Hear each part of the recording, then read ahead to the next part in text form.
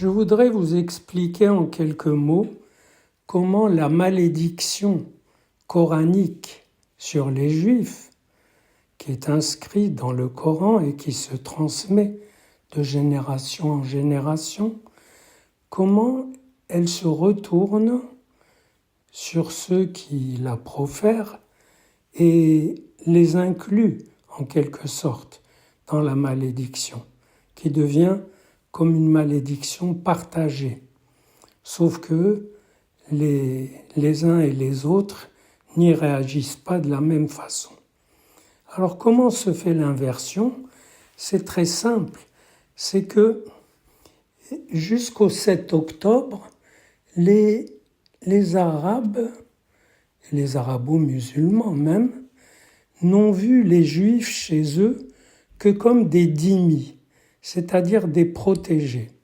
Ce qui est à double tranchant parce que s'ils sont protégés, c'est-à-dire qu'ils ont un statut humiliant, qu'ils payent l'impôt et toutes sortes, qui sont aussi sujets de temps à autre à quelques massacres, mais en principe ils sont protégés, eh bien, ils ne pouvaient pas y toucher.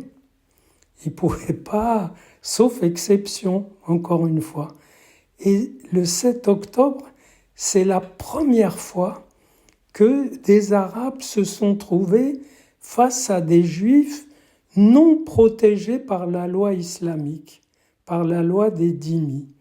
Ils se sont trouvés devant une masse toute nue, pour ainsi dire, prête à être massacrée et surtout à être inscrite par eux dans le grand plan d'exécution du djihad anti-juif, dont le but, tout à fait formulé, c'est la disparition des Juifs. Dans un hadith, il y a que, à la fin des temps, il y aura peut-être une âme juive cachée derrière un arbre et il faudra la débusquer de là pour la tuer. Donc, le 7 octobre, c'est la première fois que cette énorme frustration d'être retenu, d'être empêché par la loi islamique sur les dhimmis, c'est la première fois que cet empêchement était levé.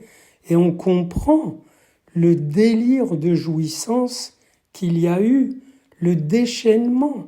C'était en effet un élan libérateur, mais pas de libération du peuple palestinien, comme on le raconte, mais libération des pulsions meurtrières contenues dans le djihad à l'intention des gens du livre, notamment des Juifs. Et voilà que, après cette libération pulsionnelle fantastique,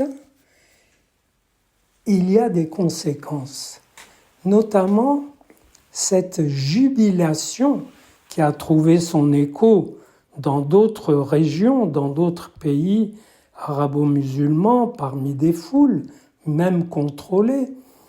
Et cette joie, cette jubilation confirmait une évidence, à savoir que les Arabes de Palestine ont pour mission d'être la pointe avancée de la Oumma contre l'ennemi juif. C'est ce que j'écris depuis des décennies, mais c'est intéressant que ça se confirme de manière aussi massive. Donc, ils sont scotchés à cette place d'être la pointe du djihad qui doit détruire l'État juif, qui doit réellement liquider cette présence juive cancéreuse dans le langage du chef iranien. Et voilà la malédiction, c'est que ce djihad-là, il met la barre juste trop haut, pas moins que l'effacement d'Israël. Du fait que ce but est inaccessible, ceux qui disent vouloir l'atteindre sont forcément sacrifiés. Et c'est bien ce qu'on observe depuis plus de 70 ans. Ils encaissent ainsi le retour sur eux de la malédiction sur les Juifs. Et c'est ce que j'explique d'ailleurs dans mon dernier livre, Les non-dits d'un conflit, que je vous recommande de consulter, c'est qu'ils sont forcés par eux-mêmes et par leurs frères de rester dans cette posture de sacrifier. Le résultat, c'est que la cause palestinienne, du fait qu'elle est devenue sacrée, est assurée de ne pas aboutir. Le malheur des Palestiniens, c'est que leur cause se retrouve liée au djihad de manière indissoluble. Et c'est ce qui l'a toujours mise dans l'impasse. Alors, outre le fait que les combattants palestiniens sont obligés de rallier, de rallier leurs proches, leurs familles à ce combat. C'est naturel qu'ils prennent des maisons, des hôpitaux, des écoles pour base de lancement. Ça indique que ce peuple a parcouru le temps de djihad en djihad, avec toujours ce rêve d'en finir avec les Juifs, c'est-à-dire un rêve de solution finale. Et ce rêve, on le prenait ici pour un rêve d'une solution à 2 États. C'est vous dire l'énormité du malentendu. Parce que chaque fois que cette solution à 2 États s'ébauchait, ils étaient obligés de la refuser. Ils sont forcés d'associer leur peuple à leur mort comme à leur combat. Et le nombre des victimes civiles montre que le peuple de là-bas a fait corps avec la guerre sainte. Et même ici, quand nous déplorons les victimes, nous sommes forcés de pleurer celles des gens du Hamas, malgré notre désaccord avec le Hamas, puisque le chiffre qu'il nous donne les confond tous. Alors d'aucuns ici, qui comprennent ce schéma, s'indignent que l'Occident prenne fait et cause pour le djihad. Mais ce n'est pas du tout vrai. C'est une vision très erronée. Bien sûr, il y a, si on prend l'exemple de la France, il y a un courant pro-Hamas pour des raisons évidentes dans certaines couches. D'abord, dans les couches musulmanes, au nom de la fraternité musulmane. La fraternité musulmane, c'est un concept coranique.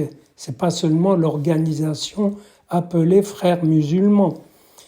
Et donc, pour ces raisons, on comprend qu'ils soutiennent le Hamas, et puis il y a d'autres, des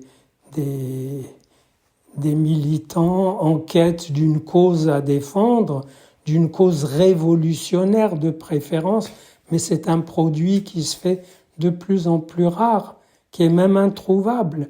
Et ils pensent l'avoir trouvé dans cette cause palestinienne, en habillant le djihad de là-bas en termes occidentaux, ce qui donne une guerre de libération digne de la guerre du Vietnam, avec en plus l'élan anti-génocide, anti-apartheid, qui peut mobiliser des jeunes plus soucieux de se mouvoir que de comprendre. Et bon, on n'y peut pas grand-chose. Et avec le temps, ils voudront peut-être s'informer. Ils seront devant des grésillements de ce schéma qu'on leur offre. Et ils s'interrogeront sur le génocide, sur le fait qu'un génocide, ça se définit par une intention, un projet. Et quand le pape parle des massacres de Gaza et de la cruauté, et qu'il insiste sur le terme cruauté, on voit qu'il propose aux Israéliens une position christique, c'est-à-dire être attaqués et ne pas se défendre parce que ça risque de faire des dégâts, des pertes humaines, et il ne faut pas qu'il y en ait. Bref, je pense que un certain nombre de gens se montent la tête, et puis c'est tellement facile, tellement paresseux de dire ben oui, il y a deux peuples là-bas, pourquoi il n'y a pas deux États, c'est pas normal.